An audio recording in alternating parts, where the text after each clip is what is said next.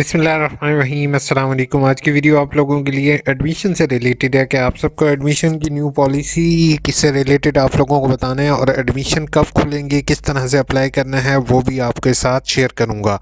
तो ये video complete आप लोगों के लिए है। So without wasting your time, सबसे पहले आप लोगों के लिए गुड न्यूज़ है कि अब आपके एडमिशन 2 फेजेज़ में हुआ करेंगे।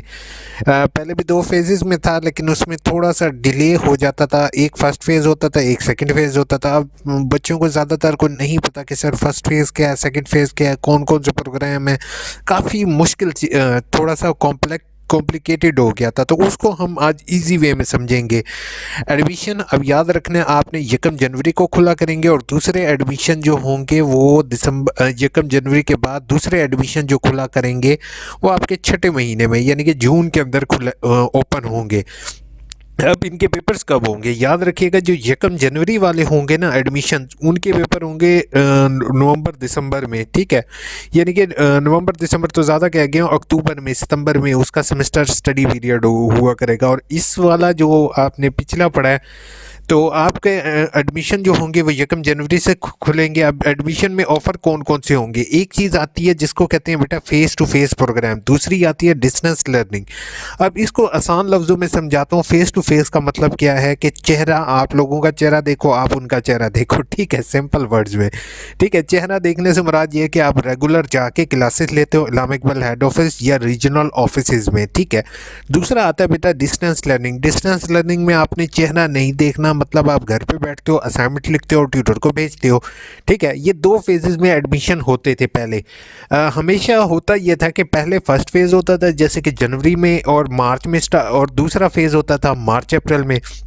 अच्छा, अब एक अहम बात मैं बताता जाऊं कि आज लास्ट डेट है 23 है, और जिन बच्चों का एफए का और मैट्रिक का रिज़ल्ट आया था, ठीक है, और जिनका एफए और मैट्रिक का रिज़ल्ट आया था, उन बच्चों का आज लास्ट डेट है अप्लाई करने की, रीअपेयर की। अगर उनका पेपर रह गया था और इसका FE1 लिखा हुआ है तो फ़ौरन अपना रीअपेयर के लिए वो अप्लाई करेंगे। अच्छा, ये अभी मैं आपके साथ जो ऐड शेयर कर रहा हूँ ये फ़ेज़ 1 का ऐड है और ये ऑटम 2024 का है। होप सो ऑटम जो स्प्रिंग 2025 का ऐड होगा वो भी सेम होगा, सेम प्रोग्राम्स ही ऑफ़र होंगे। इसमें जैसे सिंपल बीएड एमएड जो प्रोग्राम होते हैं वही होंगे। पोस्ट ग्रेजुएट डिप्लोमास जो है ना, ये डिप्लोमा है पोस्ट ग्रेजुएट के, वही डिप्लोमा होंगे। सर्टिफिकेट डिप्लोमा, बीएस जो होंगे, ये सारे प्रोग्राम क्या हैं, ये आपने याद रखना है कि ये प्रोग्राम हैं डिस्टेंस लर्निंग के प्रोग्राम, ठीक है। और इसके ऊपर ऐड के ऊपर भी होप्स हो कहीं डिस्टेंस लर्निंग लिखा होना चाहिए। वैसे डिस्टेंस लर्निंग इन्होंने नहीं लिखा। मेरी इनसे हम्बल रिक्वेस्ट होगी कि इसमें अब नेक्स्ट टाइम जो है वो डिस्टेंस लर्निंग का लाजमी मेंशन करेंगे। ये प्रोग्राम डिस्टेंस लर्निंग में और ये प्रोग्राम फेस टू फेस में है, ठीक है। शायद इसमें लिखा हो लेकिन मुझे फ़िलहाल नज़र नहीं आ रहा। अच्छा, तो इसमें इनमें से किसी प्रोग्राम में आप अप्लाई करोगे तो इसमें आपका ये होगा कि इन प्रोग्राम का मतलब ये है कि आप लोग घर पे बैठोगे, असाइनमेंट्स लिखोगे और ट्यूटर को भेजोगे और आपके पेपर होंगे, रेगुलर क्लासेस नहीं होंगी, ठीक है। अब थोड़ी सी कन्फ्यूजन आ जाती है, वो आ जाती है BEd 2.5 ईयर में और BEd 2 ईयर में, ठीक है। BS 2.5 ईयर और 2 ईयर, ये क्या चीज़ है, अब इसमें समझने की कोशिश करो। समझ सिंपल वर्ड्स में मैं कहता हूँ कि अगर तो आपने ADP ये मतलब BA में अगर आप लोगों ने ये वाले कोर्सेज पहले से पढ़े हों जो इस सब्जेक्ट के लिए लाजमी है तो आप 2 ईयर करोगे, और अगर आपके वो सब्जेक्ट नहीं पढ़े हुए तो 2.5 ईयर करोगे। अब सिंपल वर्ड में मिसाल के तौर पर मैं इसलिए एक चीज़ आपको बताता हूँ कि BA में अगर मिसाल के तौर पर मैंने आगे फ्यूचर में BS अरेबिक करना है तो मैं अरबी के कोर्सेज ADP, जिसको आम लफ्ज़ों में ADP कहते हैं, ADP में 2 कोर्सेज जो अरेबिक के हैं वो मैं पढ़ लेता हूँ, तो मुझे आगे फ्यूचर में BS 2 ईयर में एडमिशन ले लूँगा तो मेरे क्रेडिट पूरे हो जाएंगे। मतलब शुरू में ही आपने वो सब्जेक्ट अगर वो रखा हो तो आपको आगे फ्यूचर में मसला नहीं होगा। जैसे इकोनॉमिक्स 2 हैं, आपने BA में इकोनॉमिक्स पढ़ी हुई है तो आपको 2 ईयर में एडमिशन मिल जाएगा, और अगर आपने इकोनॉमिक्स नहीं पढ़ी हुई तो आपको 2.5 ईयर में एडमिशन लेना पड़ेगा, ठीक है। तो इसमें कन्फ्यूजन नहीं है। आम लफ्ज़ों में इन दोनों को आप 2.5 ईयर को आम लफ्ज़ों में हम जैसे पुराना एमए होता था वही होगा। एसोसिएट डिग्री जो एडी आम लफ्ज़ों में बीए होता था, बीए बीकॉम वगैरह है वो यहाँ पर है। इस दफ़ा एसोसिएट डिग्री इंग्लिश भी एक अच्छा कोर्स है करने के लिए, ठीक है। उसके बाद बीबीए ऑनर्स जो है वो बीबीए इसमें एक एक जो है वो एचएससीसी का मतलब बेटा ये होता है कि मैट्रिक बेस है, सॉरी एफए के बाद किया हुआ, मैट्रिक बेस तो हो गई नहीं, ठीक है। दूसरा एडी बेस मतलब जिसने ये है 2 ईयर और एक है 2.5 ईयर, ये 2 ईयर है, ये 2.5 ईयर है। मतलब कि अगर बच्चे ने अकाउंटिंग फाइनेंस वगैरह पढ़ा हुआ है तो वो ये वाला कर लेगा, और अगर नहीं पढ़ा हुआ तो वो ऊपर वाला कर लेगा, ठीक है। अब दूसरे नंबर पर आ जाता है, वो आ जाता है इंटरनेशनल स्टूडेंट। इंटरनेशनल स्टूडेंट के एडमिशन भी याद रखिएगा ये कम जनवरी से खुलेंगे। उनके भी सेम प्रोग्राम जो सेम से मुराद ये है कि उनके भी जो है वो इसी तरह के प्रोग्राम्स ऑफ़र होंगे, ठीक है। वो ये यहाँ पर इजीली देख सकते हैं कि इंटरनेशनल स्टूडेंट्स जो हमारे हैं वो इन्हीं प्रोग्राम्स में आप अप्लाई करोगे। इसका ऐड वैसे सेपरेट आएगा, ये जस्ट मैं आपको समझाने के लिए कर रहा हूँ ताकि आप लोग अभी से तैयार कर लो। अच्छा, तमाम स्टूडेंट को मैं ये कहूँगा कि बेटा यकम जनवरी को जैसे ही एडमिशन खुले फ़ौरन फ़ीस अपनी पे कर देना जो सेकंड सेमेस्टर वाले हैं। क्यों? क्योंकि आप लोग वेट करोगे कि भाई मैं तो अभी यूनिवर्सिटी को पहले पैसे ना दूं, क्योंकि यूनिवर्सिटी जो है वो हमारे पैसे खा ना जाए, अब हम तो आराम से बाद में पे करेंगे। जो बच्चे जनवरी यानी कि 5-7 दिन तो आप बेशक लेट हो जाओ, कोई मसला नहीं है, क्योंकि ये पहली दफ़ा एडमिशन खुल रहे हैं, कोई बाद में मसला ना हो तो ये बाद में भी यूनिवर्सिटी में सब्जेक्ट चेंज का ऑप्शन होता है। लेकिन आप लोगों ने जो भी डिसीजन लेना आप शुरू में ले लो। उससे फ़ायदा क्या होता है और नुकसान क्या होता है वो मैं आपको बताता हूँ। फ़ायदा आपके ये होगा कि जैसे ही आपका एडमिशन जल्दी कंफर्म होगा, जो बीए वाले बच्चे होंगे उन्हें किताबें जल्दी मिल जाएंगी, जो बीएस वाले होंगे उनकी वर्कशॉप जल्दी हो जाएंगी, तो आपको काफ़ी टाइम मिल जाता है पेपर्स के लिए, आप जो है पेपर के लिए अपने आप को प्रिपेयर कर सकते हो।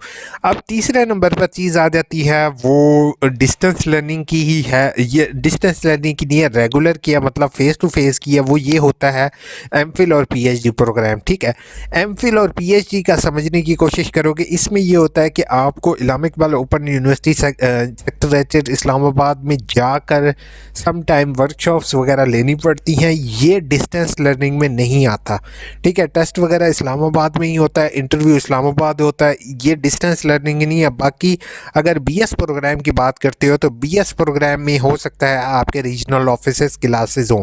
अच्छा, यहाँ पर there will be Islamabad, Lahore, Bahawalpur, Multan, Karachi, Quetta, Muzaffargarh, जहाँ जहाँ इनके रीजनल ऑफिसेज हैं वहाँ पर इनमें से हो सकता है कोई क्लासेज हो, लेकिन आपको इसके नीचे कोई लाइन नहीं मिलेगी।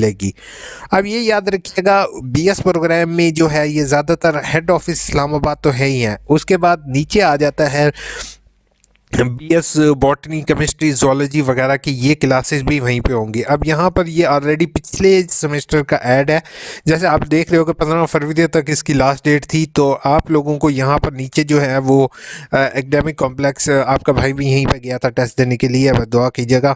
एजुकेशन का जो है वो faculty test date and interview, यानी कि जिस दिन टेस्ट होगा उसी दिन इंटरव्यू हो जाएगा, तो आपको परेशान होने की ज़रूरत नहीं है, एक ही दिन जाकर दोनों चीज़ें दे आओ, ठीक है। उसके बाद merit list will be display university website in 2 weeks after the test and interview। अब एक चीज़ मैं आपको बताता जाऊँ, फीस का शेड्यूल वो मेरे अभी माइंड में आया, चैनल को सब्सक्राइब कर लो, बहुत अहम चीज़ें बता रहा हूँ।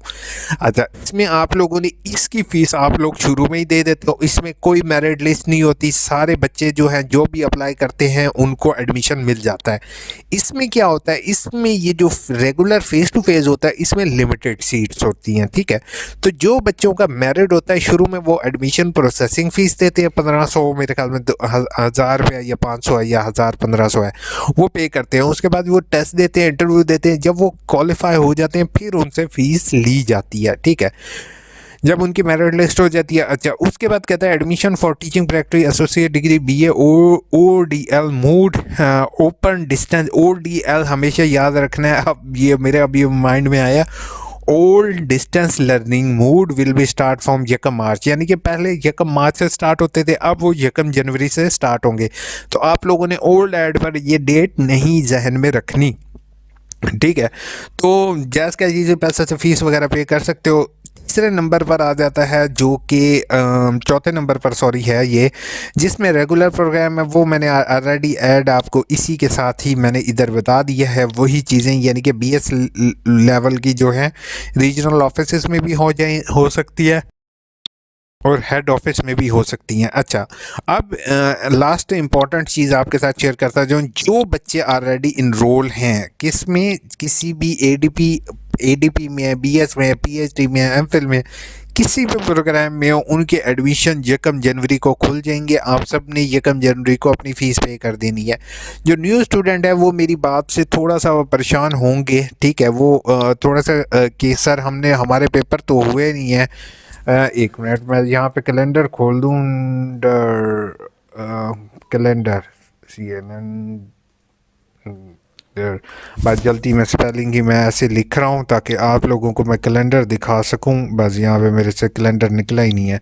अच्छा, इसमें मैं यहाँ से आपको मैं दिखा देता हूँ, जिसमें अब ये देखो ना कि 1 जनवरी को आपको समझो एडमिशन खुल जाएंगे, ठीक है, 1 जनवरी पे आ जाते हैं। 1 जनवरी को खुल जाएंगे और आपके पेपर होंगे तकरीबन एकेडमिक कैलेंडर न्यू तो अभी तक मेरे पास नहीं आया, लेकिन मई अप्रैल में आपके इंशाल्लाह अप्रैल मई में पेपर हो जाएंगे। जून जुलाई में आपके जाके नेक्स्ट टाइम आपके नेक्स्ट एडमिशन के लिए जून जुलाई में अप्लाई करना होगा, जिसके पेपर आपके होंगे अगले साल अप्रॉक्सीमेटली, ठीक है। यानी कि जो अगली दफ़ा आप अप्लाई कर रहे हो उसके पेपर उससे अगली दफ़ा में होंगे। तो आप लोगों ने एडमिशन अपना ज़ाया नहीं करना, आपने लाजमी अप्लाई ज़रूर करना है। अब यहाँ पे थोड़ी सी कमेंट्स के जवाब दे देता हूँ, वीडियो लंबी हो चुकी है, थोड़ी सी कमेंट्स के ही जवाब। मैंने एमए उर्दू की डिग्री के लिए अप्लाई किया था, 2 मंथ के बाद ऑब्जेक्शन लगा है कि पता नहीं 2 मंथ हो गए हैं कि अब मुझे अगेन फ़ी सबमिट करवानी होगी या पहले वाली फ़ी चल जाएगी। ऑब्जेक्शन के साथ क्यों, यूनिवर्सिटी 1 मंथ का टाइम दिया था। अच्छा, इसमें एक चीज़ मैं आपको बताऊं, एजुकेशन, मुझे जब भी आप लोगों की ये वाली कमेंट्स आती है ना, मुझे सीरियसली दुख होता है इस चीज़ का कि अक्सर बच्चे मेरी वीडियोस नहीं देखते हैं और अप्लाई कर देते हैं, ठीक है। तो आपको जब 2 महीने एक बच्चा वेट कर रहा होता है ना, समटाइम मैं उसको कहता हूँ कि डॉक्यूमेंट्स दिखा दो, हम डॉक्यूमेंट्स खा तो नहीं जाएंगे। तो फ़ीस का आपके लिए गुड न्यूज़ है कि यूनिवर्सिटी आपकी फ़ीस नहीं खाती है, रिफ़ंड तो इसकी फ़ीस नहीं होती, अलबत्ता यही फ़ीस के साथ आप दोबारा डिग्री के लिए अप्लाई कर दोगे और वही चालान लगा दोगे तो हो जाएगा। बीएस सोशियोलॉजी में करना है, उर्दू में पेपर दे सकते हैं। अच्छा, एक चीज़ मैं यहाँ पर डिस्क्लोज़ करना चाहूँगा आप लोगों के साथ, कुछ चीज़ें हैं यूनिवर्सिटी थोड़ा सा आपको रिलैक्स कर देती है, ठीक है, लेकिन इसका ये मतलब नहीं होगा कि यूनिवर्सिटी लिख कर दे दे कि भाई बिल्कुल पेपर आप लोग इंग्लिश में ही करोगे, ठीक है। थोड़ी सी आपको रिलैक्सेशन है कि अगर आप कर सकते हो पेपर इंग्लिश उर्दू दोनों में कर दो, लेकिन कंसेप्ट वही होना चाहिए, तो होप सो फेल नहीं हो गया। लेकिन वो एमएससी इंग्लिश सब्जेक्ट है तो इसलिए वो यूनिवर्सिटी ऑफिशियली आपको ये नहीं कहेगी कि उर्दू में भी कर सकते हो। मेरा एलएमएस पोर्टल लॉगिन हो गया है, माइक्रोसॉफ्ट टीम में लाइसेंस इशू आ रहा है, लॉगिन ही नहीं हो रहा, वर्कशॉप होने वाली है, काइंडली मुझे बता दें कि मसला हेल्प कर दें, मेरा भी सेम इशू है नसीम। और आपका असल में ये जो है ना आपका इशू, आप एलएमएस अपने स्लैश अपने रीजनल ऑफिस का नाम @AIU.edu.p के पास स्क्रीनशॉट भेजो। वैसे अगर किसी भी बच्चे का ये इशू आया तो वो यूनिवर्सिटी इसको सॉल्व आउट कर देगी, क्योंकि उनके पास सिस्टम में शो हो जाएगा कि लाइसेंस असल में वो जो यानी कि स्टूडेंट्स के लाइसेंस उन्होंने लिए होंगे वो एक्सपायर हो गए होंगे, तो उसको परेशान होने की ज़रूरत नहीं है, वो टीम ही उसको ठीक करेगी। और वर्कशॉप के लिए आप लोगों के लिए और क्या करें, यूनिवर्सिटी वर्कशॉप के आपके नंबर भी ख़त्म कर दिए, आपके जस्ट क्विज़ के नंबर हैं। सर टीम वाली ऐप में एरर आ रहा है, अभी तक इस्लामिक स्टडी के ट्यूटर नहीं अलॉट हुए, अभी तक सब्जेक्ट का शेड्यूल भी शो नहीं हुआ वर्कशॉप का।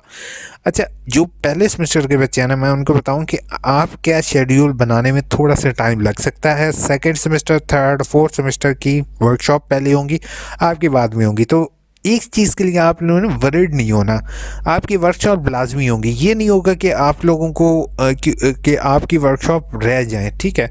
अगर आपकी वर्कशॉप रह जाती हैं तो आपके पास सिंपल जो है वो आपका आगाही एलएमएस पोर्टल होगा, वहाँ से उन्हें पता चल जाएगा कि यह अभी तक मैंने तकरीबन 2-3 साल से मैं देख रहा हूँ एलएमएस पर कोई मुझे स्टूडेंट ऐसा नहीं मिला जिसने कहा कि सर मेरी वर्कशॉप ना हुई हो। अलबत्ता बंदों की 2-2 दफ़ा वर्कशॉप मैंने देखी हैं।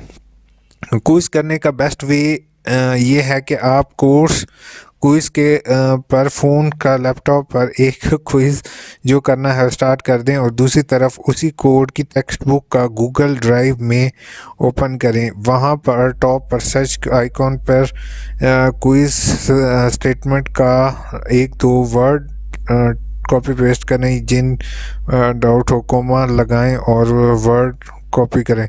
भाई इन्होंने कोई टिप कहा हुआ, अगर कोई रीड आउट करना चाहता है तो काइंडली ये कर लेंगे, बट मैं आप लोगों को कोई भी टिप लगाने के लिए मना करूँगा, क्योंकि अगर आप पढ़ लिख के करोगे तो वो ज़्यादा बेहतर है। ठीक है, बनस्बत इसकी कि आपको टिप लगाओ। अलबत्ता ये इनकी टिप बतूल ने शेयर किया। थैंक यू सो मच बतूल, आपने इतना टाइप किया, थैंक यू सो मच। उसके बाद सर अगर 3 अटैम्प्ट्स में अलग अलग मार्क्स हों तो हाईएस्ट ग्रेडिंग होगा, मैक्सिमम जितके ज़्यादा से ज़्यादा होंगे वही ग्रेडिंग होगी।